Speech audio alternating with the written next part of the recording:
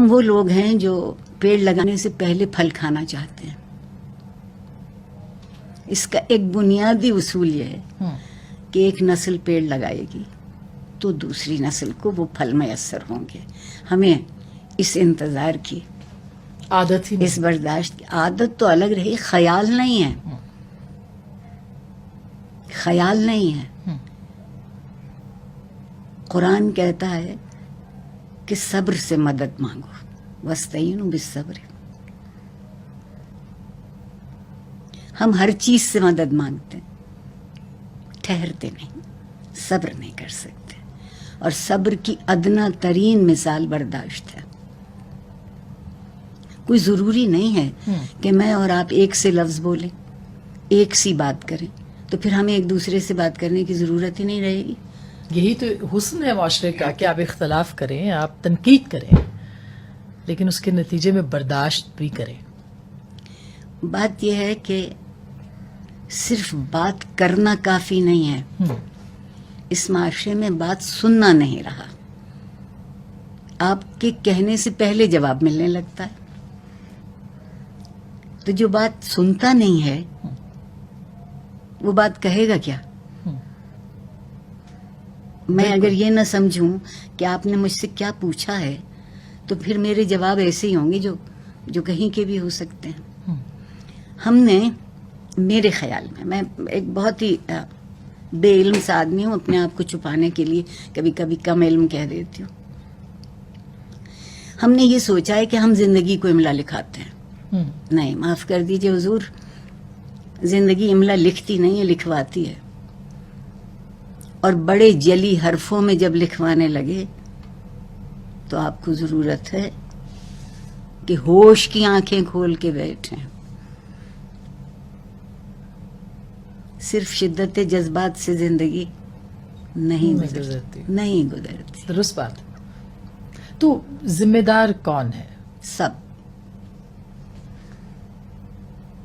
ہم میں سے سب.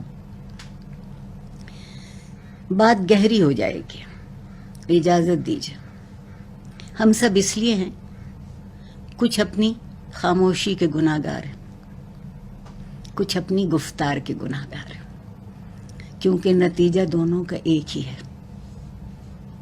نہ جو بہت بول رہا ہے وہ کہیں پہنچتا ہے، اور جو خاموش ہے وہ تو جم گیا ایک جگہ پر.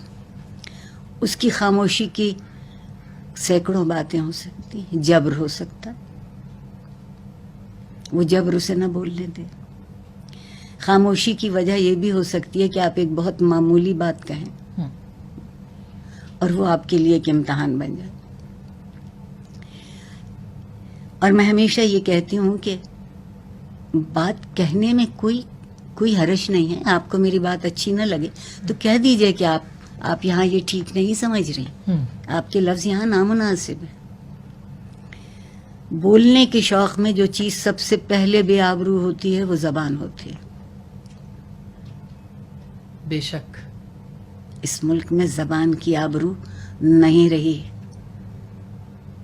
مجھے کہنے دیجئے کہ جو حرم نبوی میں زبان بولی گئی اور پھر جو اس کو پناہ میں رکھنے کے لیے جو دلیلیں دی جا رہی ہیں، اس سے تو خاموشی بہتر تھی. یہ کہہ دینا کافی تھا کہ جو ہوا اچھا نہیں ہوا.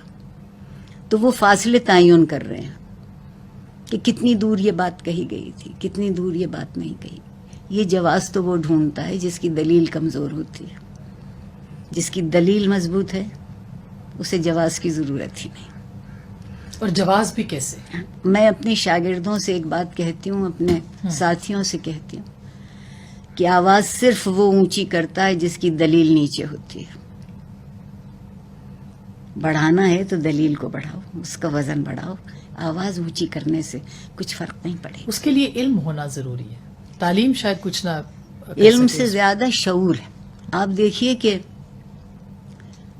کس قدر میں محبت اور عزت سے پیچھے مڑ کے دیکھتی ہوں اپنی نسلوں کو. وہ سارے کے سارے عالم فاضل لوگ نہیں تھے، مگر وہ سارے کے سارے لوگ شاکر لوگ تھے. واہ، شکر کرنے والے تھے. جسے روکھی روٹی ملتی تھی وہ بھی شکر میں تھا، جو شیرمال کھاتا تھا وہ بھی شکر میں تھا.